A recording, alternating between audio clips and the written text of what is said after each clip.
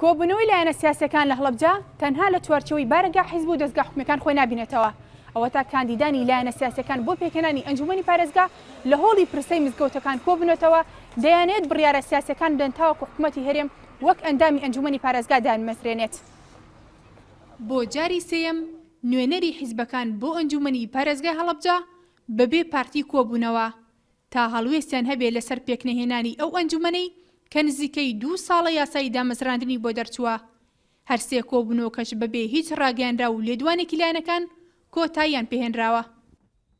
ئەگەر خەڵکانی شوێنەکانی کە ئێستا لە ناو قەیرانی دارایە بن بەڵام خەڵکی هاوڵاتی ئەم شارە ئێمە لە ناو قەیرانی دارایەوە لە ناو قەیرانی سیستەمی ئیداریان بەدەست ئەم حیزبانەوە پێم وایە ئەگەر لە نزیکترین ماوەیە ئەنجومەنی پارێزگاکەی هەیکە لە ئیدارەکەی تاوا بنیاد نەدێ ئەوە بەرەو مردنێکی هێواشە تێپەڕین و ناگەینە هیچ ئەنجامێک.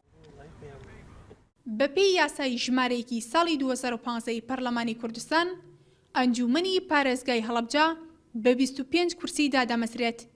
دوای 2 جار لە ڕێکەوتن و ئیمزاکردنی ڕێکەوتنامەی لایەنە سیاسیەکان و 36 کۆبوونەوەی سەرجەم لایەنەکان کورسەکانی ئەنجومەنەکە دابەشکران و پارتی دیموکراتیش بەو دابەشکردنە ڕازی نەبوو چونکە 3 کورسی ئەنجومەنی پارێزگاکەی بەلاوە کەم بوو.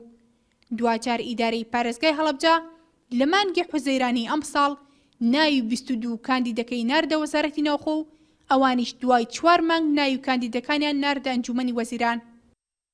ئێمە ئەوی لێ خوێنینەوە کە وەزارەتی ناوخۆ بە شێوازێک نووسراوەکەی کردووە کە ئەنجومەنی وەزیرانیش هەڵوێستەی لەسەر بکات و برادرانی پارتی لە سنووری هەڵەبجە بە شێوازێکی واقعیانە باسەکەیان نەگەیاندوێتە وەزارەتی ناوخۆ و ئەنجومەنی وەزیران وا باس کراوە و ئەوان تێگەیەنراون کە لە سنووری پارێزگای هەڵەبجە لایەنە سیاسیەکان سەرجەمیان زوڵمیان لە پارتی کردووە کە نایانێ مشارەکەیان پێ بکەن.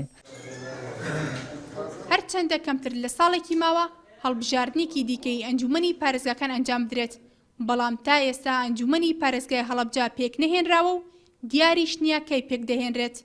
بەپێی زانیاریەکانی NRT بڕیارە لەم مانگەدا کاندیدەکان بۆ ئەنجومەنی پارێزگای هەڵەبجە سەردانی جێگری سەرۆکی حکوومەتی هەرێم بکەن تاوەکو ئەو بابەتە یەکلا بکاتەوە. زارکەریم NRT هەڵەبجە.